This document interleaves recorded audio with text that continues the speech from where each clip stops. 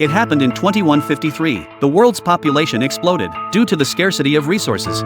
Wars broke out frequently between countries. Humans had no choice but to turn their gaze to the universe. Finally, a few years later, probes discovered a suitable planet. It was named Stani. Its environment was almost identical to Earth's, and it had even developed its own ecosystem when Earth's resources were depleted.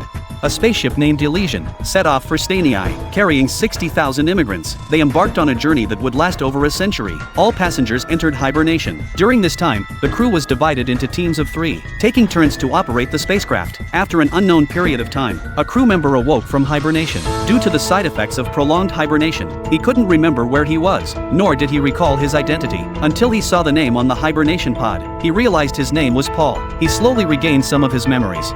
But after putting on his clothes, Paul discovered that the ship's power system was malfunctioning, and the hatch couldn't be opened, just as he was at a loss. Another hibernation pod opened, and the person who woke up was named Peyton, Paul's captain. With Paul's help, Peyton regained some of his memories, and realized they hadn't been awakened normally, since they didn't see the rotation team. In order to figure out what had happened, Peyton used the auxiliary power supply to skillfully start up the control panel, but no matter how he called out, he got no response. Even more bizarre was that their third teammate had disappeared. All these strange phenomena made them realize that something was wrong, but no matter what, their first task was to restore the power supply system. Ball guessed that it was a problem with the reactor, so he decided to go restart the reactor. Peyton stayed behind to command, since all the hatches were closed. Ball could only crawl out through the ventilation ducts. As he was crawling, he accidentally fell down. Just as he lit the glow stick, he saw a desiccated corpse from the name on the other person's clothes.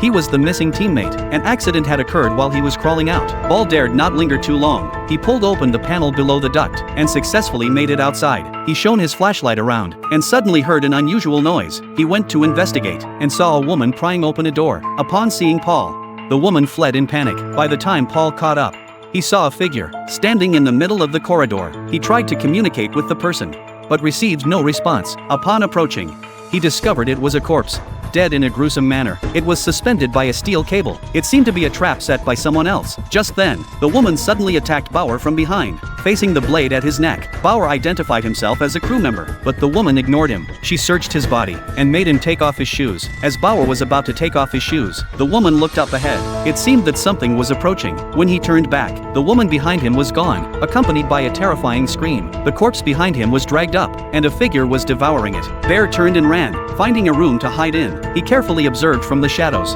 finally seeing the creature's face. What were these monsters? Why were they on the spaceship? What was going on?